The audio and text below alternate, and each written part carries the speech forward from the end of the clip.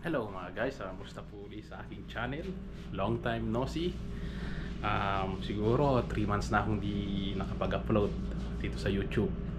Ito na yata yung pinakamatagal sa lahat.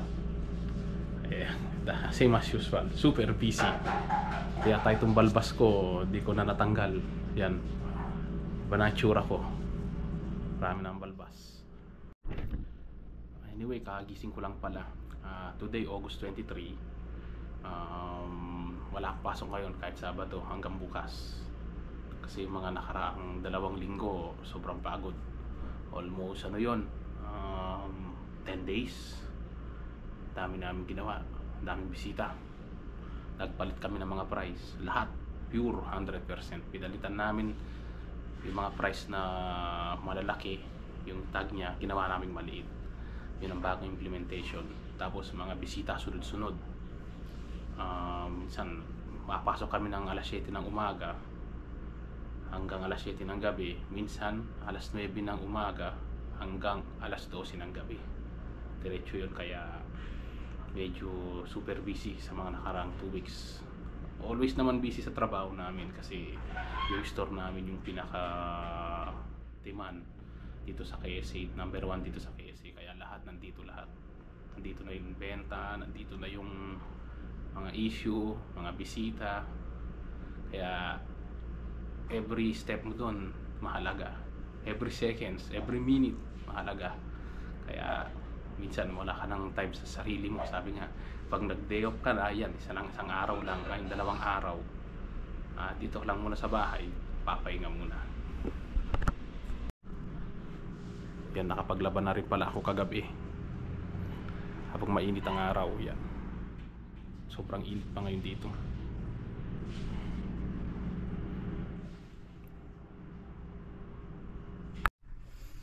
Ano, magkape muna ako.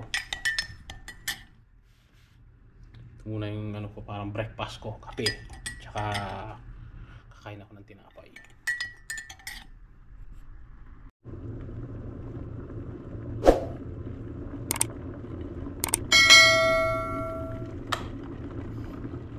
Yun, kumulo na yung tubig.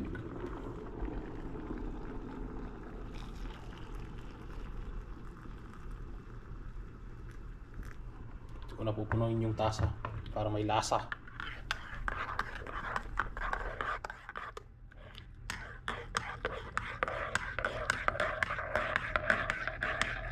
Mga guys, kape tayo.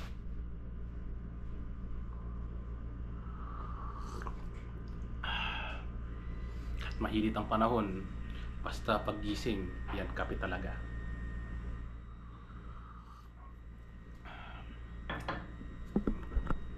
Anyway mga guys, dito pala sa bahay dito, naka 1 year na kami noong August 16. Ito, anniversary na namin dito.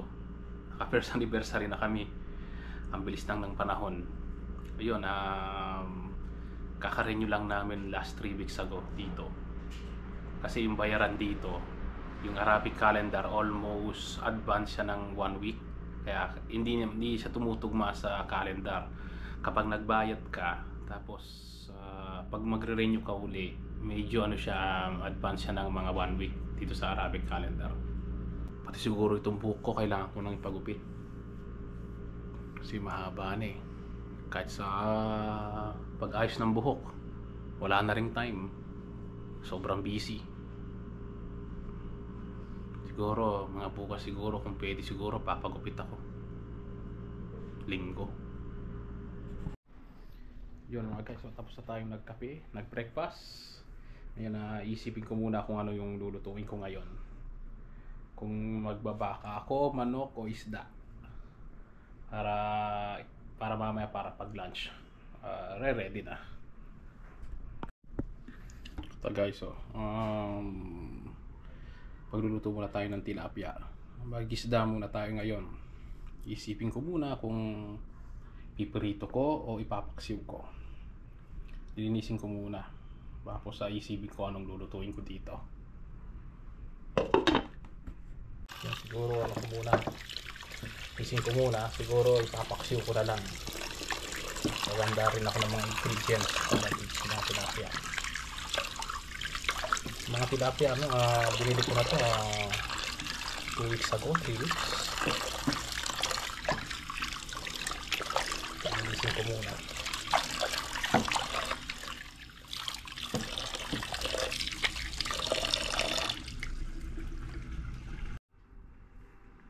Mga guys, ito na yung sangkap ko dito sa gagawin kong paksiw. Naghintay muna ako ng mga 2 oras kasi hindi ko kayang magluto sa labas, sobrang init. Ngayon ito, ready na. Ito, umpisahan ko na. Haluan ko na yung yung lulutuin na paksiw. Ilalagay ko na mga sangkap. Ito. Ilalagay ko muna dito sa ilalim ng luya. Yan. Tapos bigyan ko ng sibuyas. Tapos sa bawang. Ito, mayroon din akong konting ampalaya. Lagay ko lang ng konti. Yan. Tapos lalagay ko ng mga isda. Ito yung pang ilalim.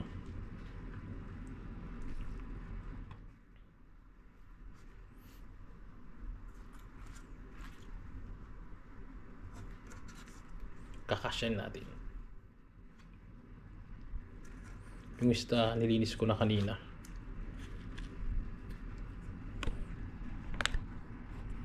Tapos lalagay ko na yung mga ibang sangkap. Yan, kamatis.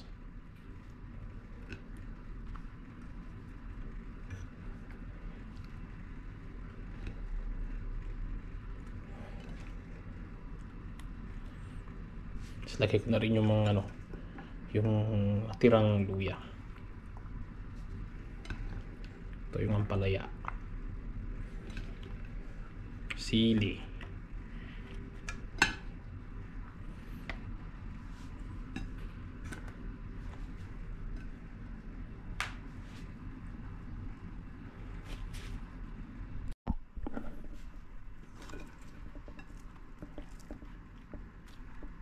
bigay ko na rin yung talong.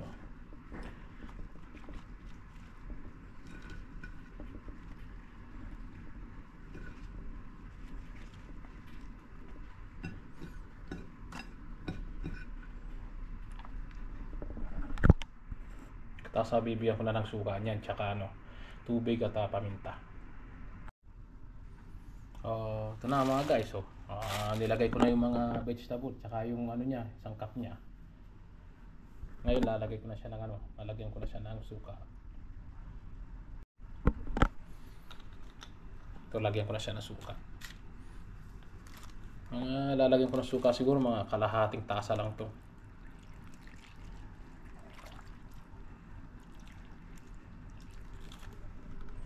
Yun, pwede na siya. Titignan na lang natin mamaya kung kung maasim masyado o kulang sa asim. Tapos to, paminta. Wala akong buong paminta itong durog na lang.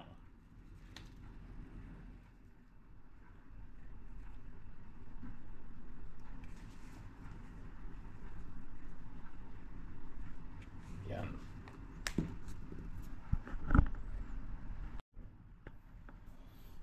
Ngayon maglalagay ako ng maliit na mineral water na tubig.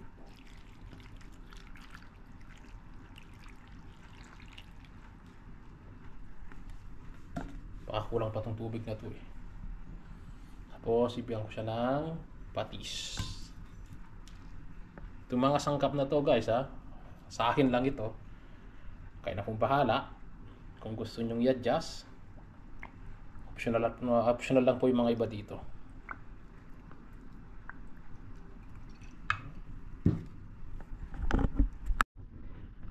Ayun, dinagdagan ko pa ng konting tubig. Ito, naubos na yung isa. Tsaka naglagay pa ako ng kalahati. Yan. Sumobra naman kasi sa asin. Ibabalance lang natin yung sangkap niya.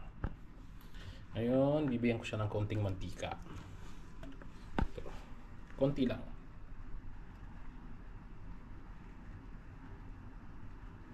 Yun. Ganyan lang. Para lalo sumarap yung sabaw.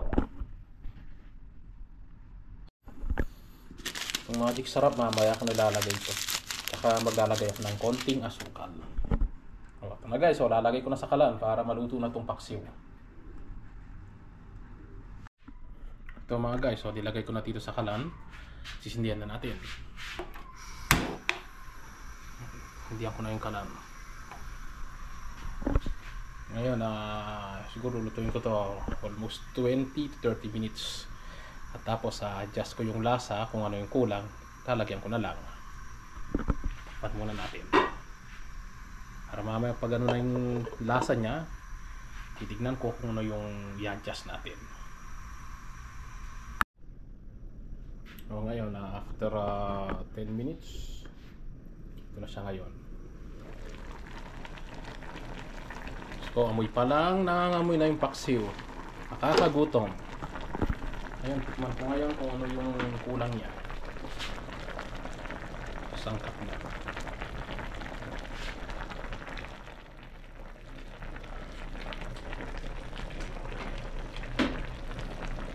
So para lalagyan ko na siya ng magic sarap. Kulang siya sa alat.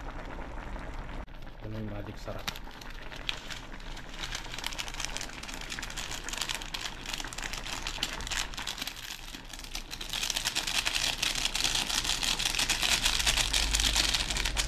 Maya-maya ang konti, titikman ko uli.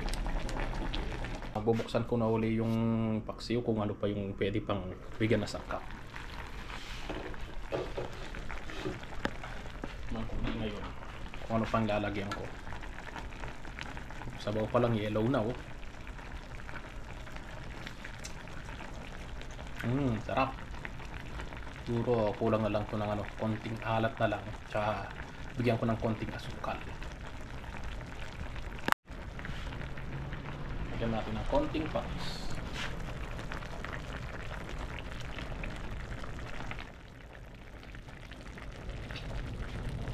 Okay na yun. So ngayon, bigyan ko lang siya ng asukal. Optional lang po ito kahit hindi nyo rin bigyan. Pero yung panlasa ko, bibigyan ko ng konting asukal, sugar.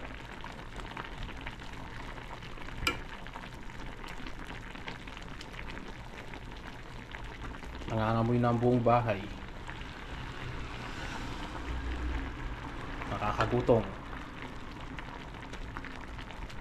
Yan, mga ilang minuto na lang, tapos na to. Luto na. Malapit nang maluto to. Tikman ko ulit.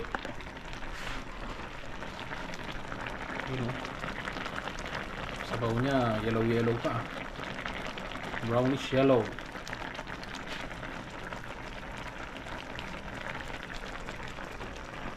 Uy, perfect na siya. Grabe. Perfect na siya sa panlasa ko. After 1 minute, okay na to. Mga guys, so ito. Luto na yung paksiw. Yun. Sarap nito. Ayan siya, yun yung tilapia. Yung mga iba nasa ilalim. Yung mga sahog nasa taas, saka sa ilalim. Nakuha na yung lasa niya, yung amoy, yung lasa ng luya, bawang, sibuyas, paminta. Tapos medyo konting alat, tsaka konting anghang. Guys, maya-maya kakain na ako nito. Ayun mga guys, tapos na akong nagluto ng paksiw. Medyo nalita ako nagluto kasi kanina nung paggising ko, 12:30 yun, tapos nagkape ako. Mga 1:30. Sobrang init dito sa may lugar ng kusina, kaya nag-extend muna ako ng mga 2 to 3 hours para paluto ko to kasi sobrang init dito sa may kusina. Siguro kung matutuloy man bukas, magpapagupit ako. Bukas day off ko pa naman uli. Kasi nag-day off ako ngayong Sabado kasi yung last week di ako nag-day off, ngayon ko kinuha. Sakali magpapagupit nga ako para medyo mabawasan naman tong buko dito kasi lumalampas na dito sa tenga ko. Pa-shoutout pala kay mother ko. Mother, paborito mo tong niluto kong paksiw. Alam ko gustong gusto mo to. Kapag umuwi ako ng Pilipinas, yung mga luto ko talagang namimiss mo na. Lang, ingat kayo dyan. Mga guys, tatapusin ko na itong video na to. Salamat po sa mga nanood, nag-like at nag-subscribe. And see you in the next video.